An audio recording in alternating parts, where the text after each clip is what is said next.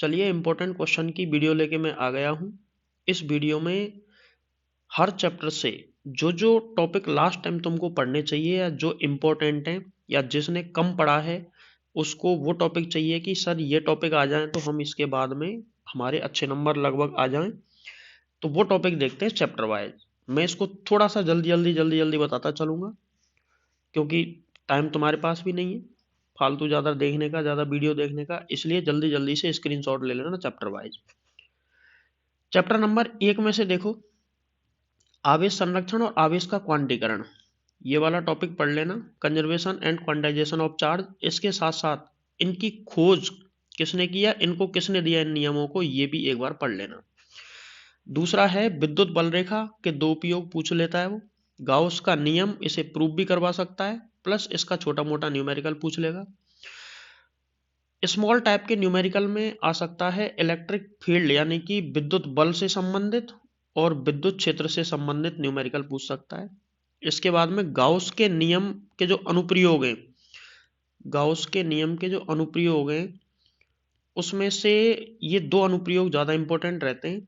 एक तो आवेशित परत है चार्ज शीट, और एक है आवेशित तार लीनियर चार्ज। ये दो टॉपिक, चार्ज शीट वाला ये टॉपिक होता है जिसमें ऐसे करके अपन लेते हैं पॉजिटिव चार्ज, और लीनियर सीट वाला, लीनियर चार्ज वाला ये वाला टॉपिक है।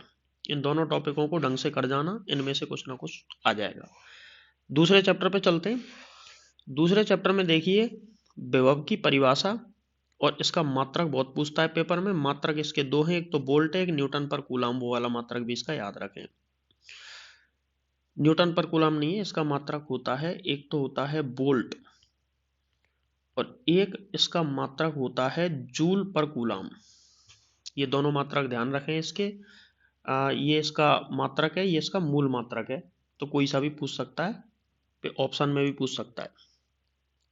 समविभव प्रश्न छोटे क्वेश्चन में आता है। संधारित्र में ऊर्जा घनत्व छोटा क्वेश्चन है। बिंदु आवेश और द्विध्रुव के कारण विभव, ये बड़ा क्वेश्चन है और ये इंपॉर्टेंट रहता है हमेशा। संधारित्र की धारिता और पराविद्युत भरने पर धारिता पर प्रभाव। पराविद्युत दो तीन तरीके से भर सकते हैं, जब पूरा भरा जाए उसको, या आंशिक रूप से भरा जाए, या फिर अनेक पराविद्युत भरे जाएं। तो पूरा और आंशिक दो तो ढंग से कर जाना, और एक समांतर प्लेट संधारित्र की धारिता, ये ऐसे करके तीन टॉपिक छोटे छोटे इसमें। इस तरीके से चैप्टर सेकंड के इंपॉर्टेंट क्वेश्चन है। इंग्लिश मीडियम वालों के लिए साथ मैंने लिख दिया है, एक बार पढ़ते चलना। नेक्स्ट चलते हैं तीसरे चैप्टर में, धारा घनत्व, करंट डेंसिटी और उसका मात्रक। धारा घनत्व होता है जे बराबर होता है I/A, तो मात्रक आ जाएगा एम्पियर पर मीटर स्क्वायर, ये इसका मात्रक है। विद्युत गतिशीलता, मोबिलिटी, इलेक्ट्रिक मोबिलिटी, जिसे म्यू से रिप्रेजेंट करते हैं, और इसका मात्रक, और मात्रक पूछ सकता है, इसका डेफिनेशन भी पूछ सकता है। इसके दो दो मात्रक निकलते हैं, ढंग से देख के जाएं इसको। प्रतिरोध ताप गुणांक का मात्रक और इसकी परिभाषा, प्लस प्रतिरोध ताप बढ़ाने पर टेम्परेचर अगर मैं बढ़ाता हूं तो रेजिस्टेंस भी बढ़ता है।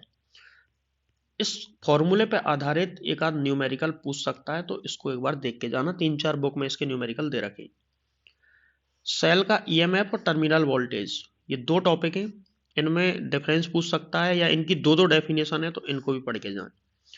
दो सेलों का श्रेणी और समांतर क्रम संयोजन, इसका डेरिवेशन आ सकता है। किरचॉफ का प्रथम और द्वितीय नियम, केसीएल केवीएल का न्यूमेरिकल, केवीएल और केसीएल की डेफिनेशन भी पूछ सकता है, साथ में इसका न्यूमेरिकल भी पूछा जा सकता है। नेक्स्ट चौथे चैप्टर पे चलते हैं। इसमें से ये टॉपिक कर जाना, इसके अलावा कोई सा नहीं आएगा, इसमें से आ जाएगा सब कुछ। बायो सावर्ट लॉ अच्छे से पढ़ के जाएं। बायो सावर्ट के एप्लीकेशन अनुप्रयोग में से कुंडली के अक्ष पर और केंद्र पर भी कर लेना, क्योंकि ये दोनों सेम ही है। अक्ष पे तो फिर भी बहुत बड़ा है, केंद्र पे तो छोटा सा ही है, इसको जरूर देख जाएं। एम्पियर के नियम द्वारा पतले और मोटे तार, ये दो टॉपिक हैं। पतला तार तो सिंगल होता है, मोटा तार ऐसे होता है, और मोटे तार में तो तीन जगह मैग्नेटिक फील्ड निकलता है, इसके अंदर, सतह पे और इसके बाहर, तीन तीन जगह निकलता है। पतले तार में केवल बाहर आता है। अगला है धारावाही चालक के अक्ष पर चुंबकीय बल, और FLHR फ्लेमिंग का बाएं हाथ का नियम। लंबवत चुंबकीय क्षेत्र में आवेश की वृत्ताकार गति, circular motion of charge in perpendicular magnetic field. इसके साथ ही चलते हैं चैप्टर नंबर 5 पे। चुंबकीय ध्रुव प्रबलता, चुंबक की प्रभावकारी लंबाई और चुंबकीय आघूर्ण, pole strength, effective length of magnet, dipole movement. ये 3 टॉपिक, इनके मात्रक वगैरह ढंग से पढ़ जाना। चुंबकीय बल रेखा, पहले चैप्टर में विद्युत बल रेखा पढ़िए और इनके उपयोग, इनके गुण, धारावाही लूप के कारण चुंबकीय आघूर्ण, इसका सूत्र होता है M बराबर NIA।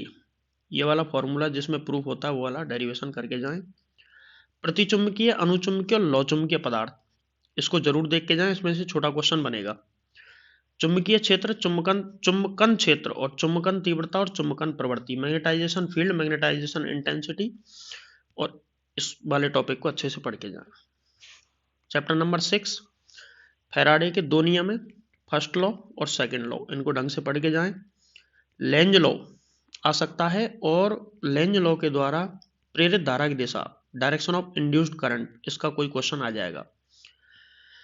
गतिक विद्युत वाहक बल E बराबर, इसका फॉर्मूला आता है BVL। ये वाला डेरिवेशन है, इसको अच्छे से करके जाएं। स्वप्रेरण और अन्योन्य प्रेरण, सेल्फ इंडक्शन और म्यूचुअल इंडक्शन, इन दोनों की डेफिनेशन दो मेथड से है, तो इसको जरूर अच्छे से तैयार करें।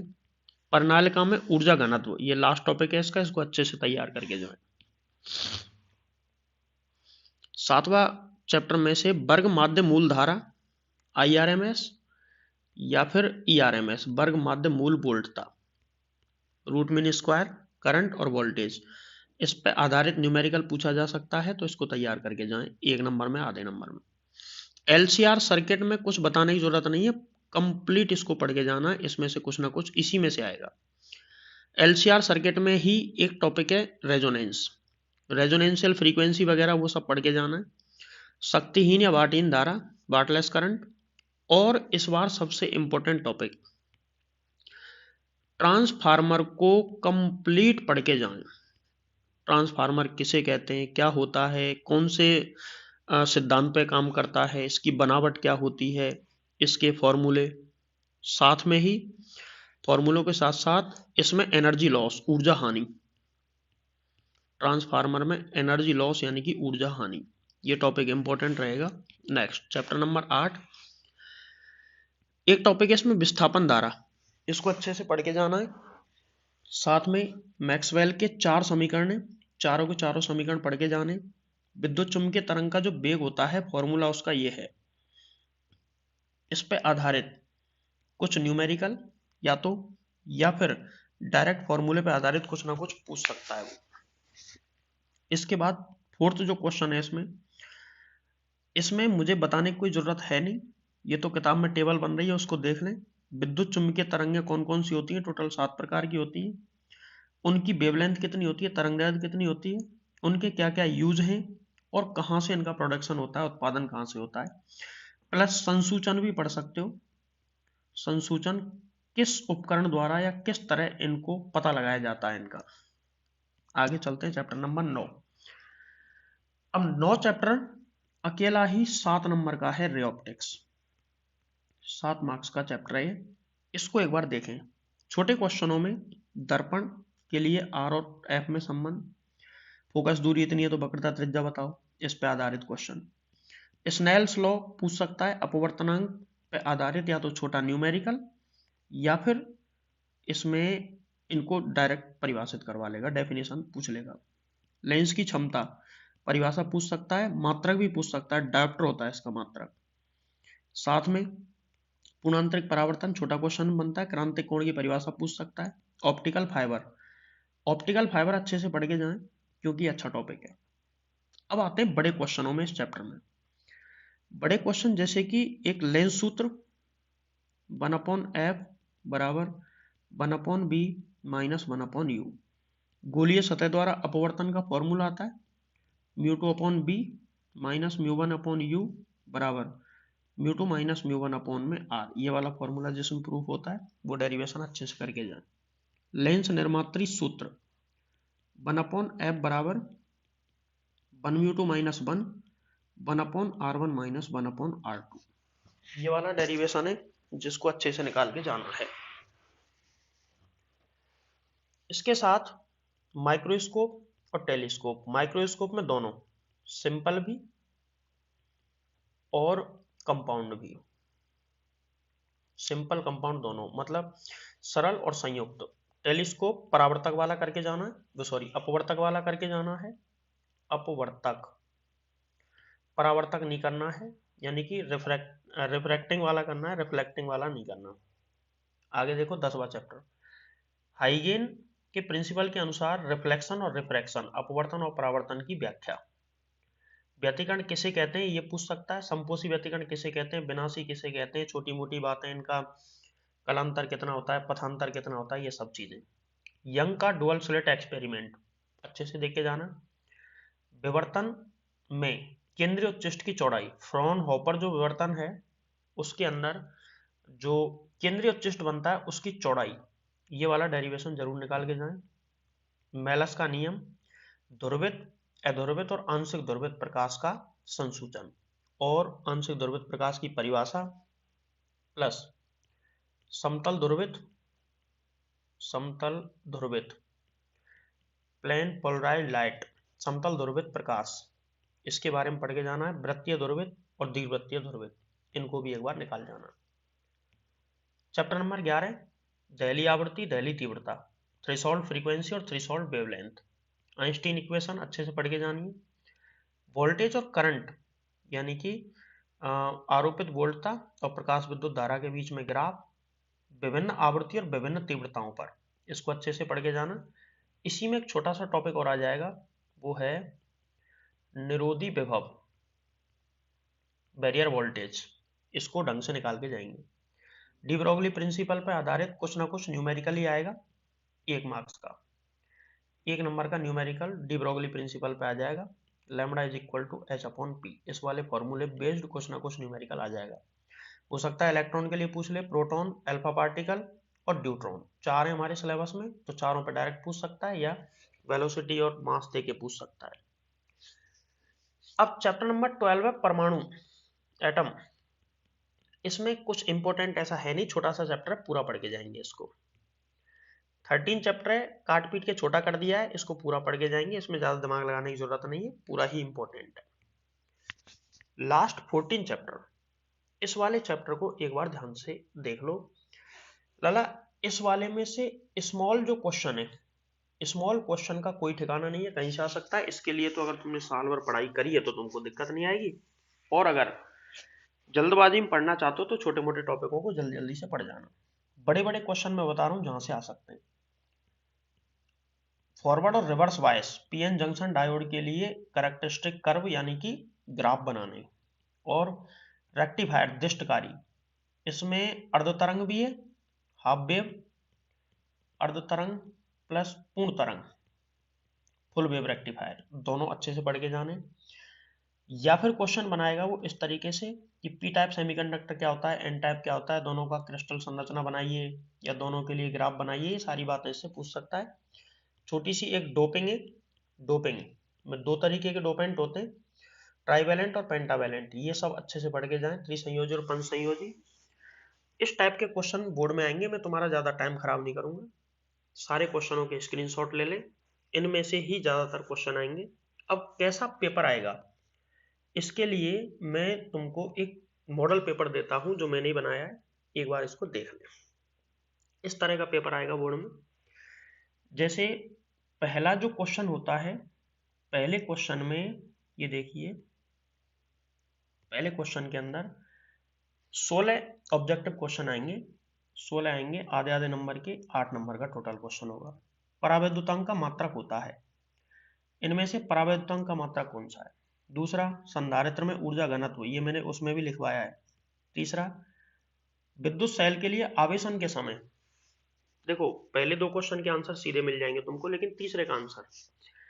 अच्छा, परावैद्युतांक का मात्रक क्या होता है, परावैद्युतांक बोलते हैं एप्सिलॉन आर को, ये हमेशा मात्रकहीन होगा, ध्यान रखना, इसका कोई मात्रक नहीं होता है।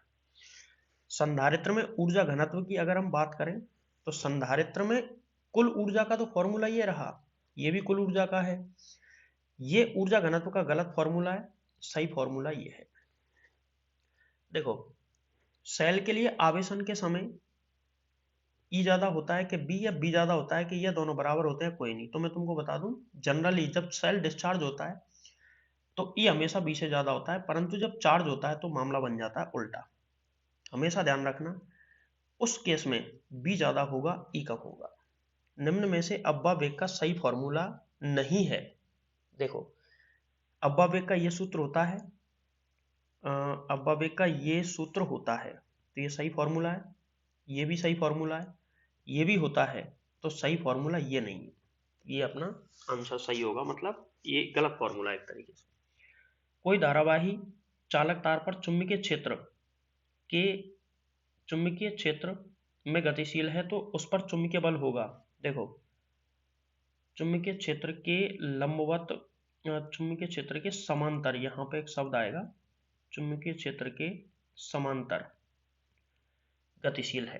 तो देखो, चुंबकीय क्षेत्र के समांतर गति करता है तो ऐसी कंडीशन में जीरो बल लगता है, कोई बल नहीं लगता है। वर्ग माध्य मूल वोल्टता शिखर वोल्टता की होती है 70.7%। पॉइंटिंग सदिश का मात्रक वाट प्रति मीटर स्क्वायर। पानी के सापेक्ष कांच का अपवर्तनांक, पानी के सापेक्ष कांच का, तो पानी के सापेक्ष निकालना है कांच का, इसका फॉर्मूला हो जाएगा म्यू जी अपॉन में म्यू डब्ल्यू।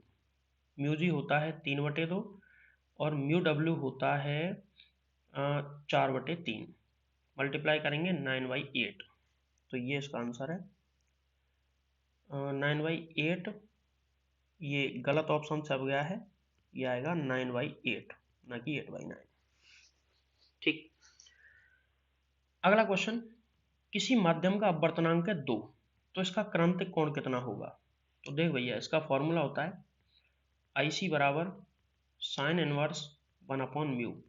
यहाँ 1/2 आएगा और साइन में 1/2 30 की वैल्यू होती है। विवर्तन के दौरान पराबैंगनी प्रकाश के केंद्रीय उच्चिष्ट की पराबैंगनी प्रकाश के लिए केंद्रीय उच्चिष्ट की चौड़ाई है x, तो लाल रंग के लिए दुगनी होगी भैया, लाल रंग के लिए इसकी चौड़ाई 2x आ जाएगी। किसी धातु की सतह से इलेक्ट्रॉन के उत्सर्जन की आवश्यक शर्त, देखो लैम्बडा न्यू नॉट ज्यादा है न्यू से, नहीं निकलेगा, ये भी नहीं निकलेगा, इसमें लैम्बडा नॉट ज्यादा है और लास्ट वाले में ये इक्वल का साइन नहीं आएगा इसमें। अब इनमें से एक आंसर है, तो इसके लिए अपन क्या करते हैं, देखो ये न्यू ज्यादा होना चाहिए तो लैम्बडा होना चाहिए कम, तो लैम्बडा कम इसमें, तो ये वाला सही ऑप्शन है। एक समान विभवांतर से त्वरित इलेक्ट्रॉन और ड्यूट्रॉन की डिब्रोगली तरंगदैर्ध्यों का अनुपात, ये वाला सॉल्व करके एक बार देख लें। हाइड्रोजन परमाणु की nवीं कक्षा में, देखो ये वाला क्वेश्चन देख लेना, ये देख लेना, 13 एल्यूमिनियम 27 के नाभिक की त्रिज्या 3.6 फेम्टोमीटर, लाइमन श्रेणी की द्वितीय रेखा की तरंगदैर्ध्य 8200। निम्न में से ग्राही अशुद्धि कौन सी है? तो ग्राही अशुद्धि चेक कर लेना कौन सी है इसमें से। आगे बढ़ते, देखो ये खाली स्थान भरने सारे के सारे। आवेश संरक्षण का सिद्धांत किसने दिया? किसी चालक की खाली स्थान बढ़ाने पर नहीं बदलती है, किसी चालक की खाली स्थान लंबाई बढ़ाने पर, तो इसका जवाब है प्रतिरोधकता नहीं बदलती है। आवेश संरक्षण का सिद्धांत किसने दिया? तो इसका जवाब है बेंजामिन फ्रैंकलिन ने। इसके बाद आगे चलते हैं, यदि कोई धनावेशित क्रॉस चुम्बकीय वृत्ताकार, इसमें आएगा वामावर्त। इन सब के आंसर चेक कर लेना। खाली स्थान पदार्थ के परमाणु या अणु को चुंबकीय क्षेत्र से बाहर रखने पर नेट चुंबकीय आघूर्ण शून्य प्राप्त होता है। तो ऐसे परमाणु होते हैं प्रतिचुंबकीय पदार्थ के, प्रतिचुंबकीय पदार्थ। उच्चाई ट्रांसफार्मर निर्गत धारा में कमी कर देता है, ध्यान रखना, वोल्टेज बढ़ाता है धारा में कमी करता है, इसलिए इसका नाम उच्चाई है, वोल्टेज बढ़ाने के कारण उच्चाई है। प्रकाश तंतु का बाह्य आवरण क्या कहलाता है? यह कहलाता है क्लेडिंग। क्लेडिंग, इसका अपवर्तनांक 1.4 होता है। प्रकाश की तरंगों की अनुप्रस्थ प्रकृति को सिद्ध करने वाली घटना वो है प्रकाश का ध्रुवण। ध्रुवण आपतित प्रकाश की खाली स्थान पर निर्भर नहीं करती है। आपतित प्रकाश की खाली स्थान पर निर्भर नहीं करती है। दहली आवृत्ति नहीं है, यह है निरोधी विभव। निरोधी विभव आपतित प्रकाश की खाली स्थान पर निर्भर नहीं करता है, तो निरोधी विभव भैया तीव्रता पर निर्भर नहीं करता है, आवृत्ति पर तो निर्भर करता है। परमाणु के रदरफोर्ड मॉडल को किस नाम से जाना जाता है? तो इसका जवाब है ग्राह्य मॉडल। परमाणु के रदरफोर्ड मॉडल को ग्राह्य मॉडल के नाम से भी जाना जाता है। पीएन संधि डायोड के अग्रवायस में जिस वोल्टता पर धारा का मान प्रवाहित होना प्रारंभ हो जाता है उसे दहली वोल्टता कहते हैं। दहली वोल्टता कहते हैं। ये तो ऑब्जेक्टिव और खाली स्थान के आंसर हैं। इसके बाद में हम चलते हैं आगे।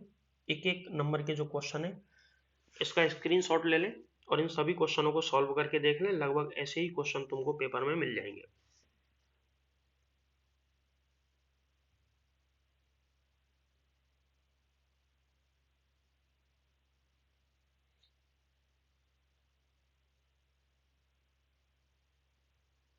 ये इस पेज तक टोटल 12 क्वेश्चन हो गए। इसमें लास्ट इस पेपर का लास्ट पार्ट है जिसमें बाकी का इसका पार्ट दे रखा है। देखो एक न्यूमेरिकल दिया है, नील्स बोर की दो अभिक्रिया नाभिकीय श्रृंखला अभिक्रिया किसे कहते हैं, गाउस के नियम, ये सारी बातें सारे क्वेश्चन एक बार देख लो। इस टाइप का क्वेश्चन पेपर बोर्ड में आएगा। एक बार स्क्रीनशॉट ले लें, बड़े बड़े क्वेश्चन कौन से दे रखे हैं क्या है उसी टाइप। वैसे देखो मैंने इस पेपर में दिया है हालांकि, लेकिन प्रिज्म इंपॉर्टेंट नहीं है, मैं पहले बता दूं तुमको।